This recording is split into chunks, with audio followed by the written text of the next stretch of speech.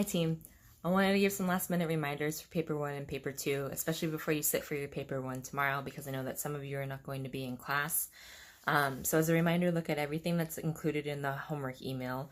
Before you sit for your paper one, you should definitely look over that comparative analysis checklist and also the rubric to be reminded of everything that you need to do when you're sitting in the actual exam. So the checklist will guide you through all the things that you need to include in your introduction and then also your body paragraphs. And then the rubric will just be a reminder of all the criterion in which you're going to be graded. For testing tips that I have for you, when you're annotating the text, make sure that you take time to notice all of the really, really small details that might go unnoticed. So don't just do like a general first read and then be done. Do the general first read, but then also maybe take 5 more minutes to go over it to try to see if you can pull out and extract any of those really small details that you can talk about within your essay. And I suggest that to you because oftentimes writers who do that, who notice all of the small stuff and they're able to articulate really well how that contributes to the big picture or the purpose of the text, usually score higher. My last paper one reminder is that you should make a general roadmap for where you're going to go within your essay, because you guys always do better when you plan your essays beforehand. And then that way you'll be able to budget your time when you're actually in the testing room as well. So decide what you're going to do as your thesis. And then your thesis is always better the second time around. So if you draft a thesis statement and then you go and you write your introduction, your thesis is going to be cleaner and nicer and more articulate if you've taken that first draft thesis and you've rewritten it for your actual paper. And then with your roadmap, you should be checking off things that you know that you're doing within your paper one as you go, so that way you know how to budget your time.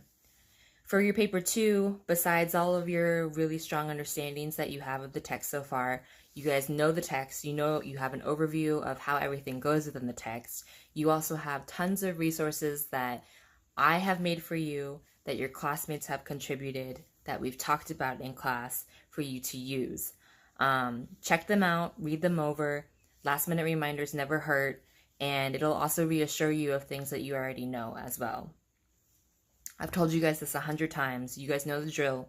There are 5 things that you need to do really well on in order to do well for your paper 2. So you need to know the text. You need to know author background. You need to know the techniques used, and you also need to know the corresponding reader response and authorial purpose. So if you can do all of those things really well, you're going to do well on your paper 2. Also, don't forget to review the little things before you sit for your paper 2. So just like things that you might not think of right now, like how to spell the author's name correctly, how to spell characters' names correctly, know the gender of the authors, know the time period in which the author was writing.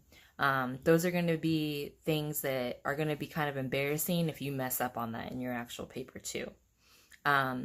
Lastly, don't forget in your pre-writing to just write down all of your quotes as soon as you're able to write in your test booklet, and then also make a list of all of the details that you remember about the context and also the author background. And then as you're writing, you can slowly go back through and check off all of those things that you've listed in your pre-writing. That way you know that you've covered all of your bases. Last minute reminder is that you guys are capable, you are strong, you are smart. You are going to do well if you think you're going to do well. You are not going to do well if you don't think you're going to do well. So you need to tell yourself, and you need to maybe also do the preparation that'll help you frame your mind in that way to do well for your paper 2. I hope you have a great night. Don't spend too much time studying.